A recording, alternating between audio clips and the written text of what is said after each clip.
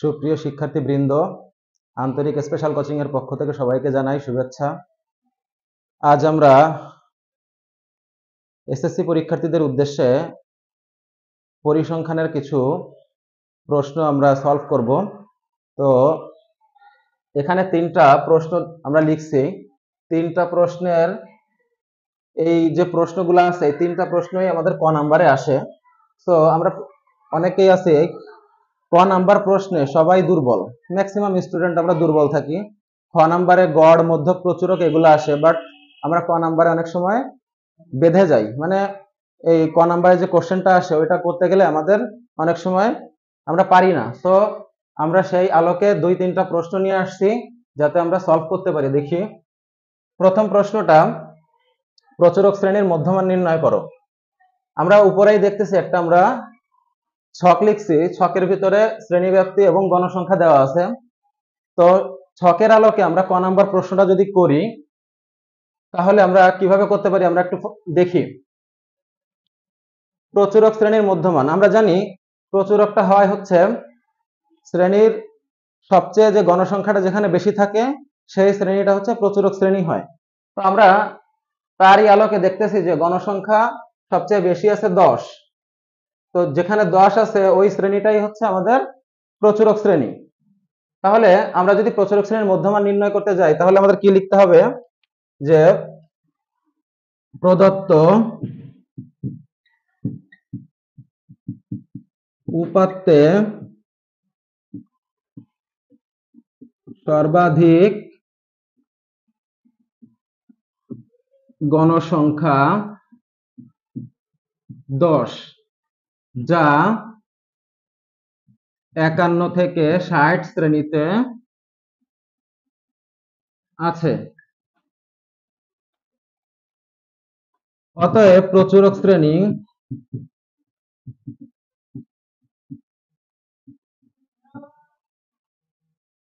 একান্ন থেকে 60। তো দেখো আমরা প্রচুরক শ্রেণীটা পেয়ে গেছি। তাহলে আমরা প্রচুরক শ্রেণীর মধ্যমান যদি বের করতে চাই তাহলে শ্রেণীর নিম্ন সীমা এবং উচ্চ সীমা এই দুইটা যোগ করে যখন আমরা 2 দিয়ে ভাগ দিব তখনই প্রচুরক শ্রেণীর মধ্যমানটা বের হয়ে যাবে।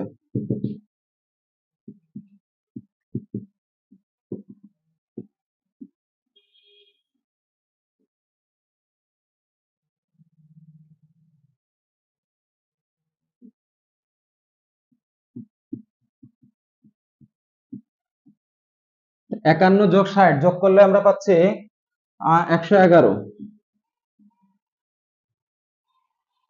111 ভাগ 2, তাহলে আসতেছে, আমরা যদি ক্যালকুলেশন করি আসতেছে 55.5। এটা হচ্ছে প্রচুরক শ্রেণীর মধ্যমান। আশা করি তোমরা এই প্রশ্নটা বুঝতে পারছো। দ্বিতীয় প্রশ্ন দেওয়া আছে, দেখো সর্বোচ্চ মান 99, সর্বনিম্ন মান 32 হলে পরিসর কত? আমরা আসলে পরিসরের সূত্রটা সবাই জানি। পরিসরের সূত্র হচ্ছে সর্বোচ্চ সংখ্যা মাইনাস সর্বনিম্ন সংখ্যা যোগ 1। তো আমরা যদি ওই আলোকে আমরা সূত্রের মাধ্যমে যদি পরিসরটা বের করতে চাই তাহলে অ্যান্সারটা কি আসে আমরা একটু দেখি।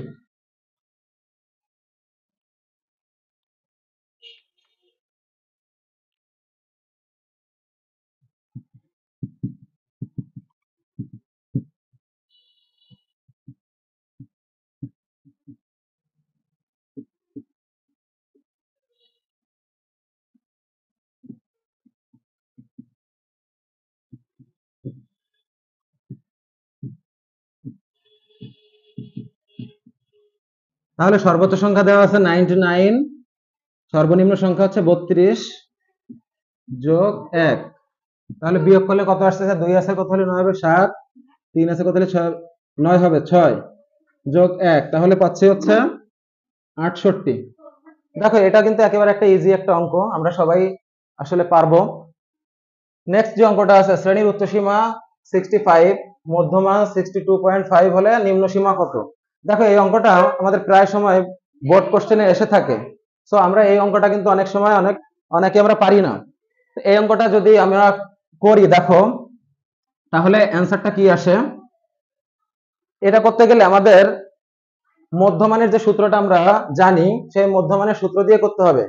তো আমরা কি জানি? আমরা জানি মধ্যমান সমান শ্রেণীর উচ্চসীমা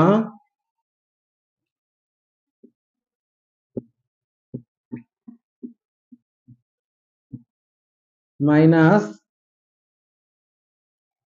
নিম্ন সীমা ভাগ হচ্ছে ও মাইনাস না, সরি, এখানে প্লাস আসবে, শ্রেণীর উচ্চসীমা প্লাস নিম্ন সীমা ভাগ 2।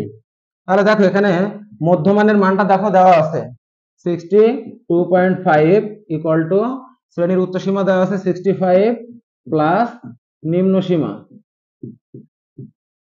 ভাগ 2। তো আমরা এখন যদি এখান থেকে নিম্ন সীমাটা বের করতে যাই তাহলে কি করব, আমরা 8 গুণন করব। 8 গুণন করলে দেখো কি হয়, যেহেতু আমাদের নিম্ন সীমা বের করতে বলছে তাহলে আমরা এই সাইডটা বাম পাশে রাখবো। যদি গুণ করি তাহলে আসছে 65 প্লাস নিম্ন সীমা সমান 62.5 এর সাথে যদি আমরা 2 গুণ করি তাহলে আসতেছে হচ্ছে 125। গুণ করে তোমরা দেখো ক্যালকুলেটরে। এবার আমরা নিম্ন সীমা যদি বের করতে চাই তাহলে নিম্ন সীমা রাখলাম এবং 65 যে সংখ্যাটা আছে এটা ডান পাশে আমরা শিফট করে দেই। তাহলে যদি আমরা মাইনাস করি, মাইনাস করলে আমরা পাচ্ছি হচ্ছে 60। এইটা হচ্ছে মূলত আমাদের নিম্ন সীমা। তো এই একটু আগে বললাম যে গ নাম্বার প্রশ্নটা আমাদের কিন্তু অনেকেই আমরা পারি না। সো এইটা আমি করে দিলাম, দেখবা যদি কোথাও কোনো সমস্যা থেকে থাকে তাহলে এই ভিডিওটার মাধ্যমে তোমাদের এগুলো সলভ হয়ে যাবে। তো আশা করি এই 3টা অঙ্ক তোমরা বুঝতে পারছো। আমি নেক্সট যে ভিডিও করব ওই ভিডিওতে তোমরা আরো নতুন নতুন কিছু অঙ্ক পেয়ে যাবা। তো আজকের মতো এই পর্যন্তই, সবাইকে ধন্যবাদ জানিয়ে শেষ করছি।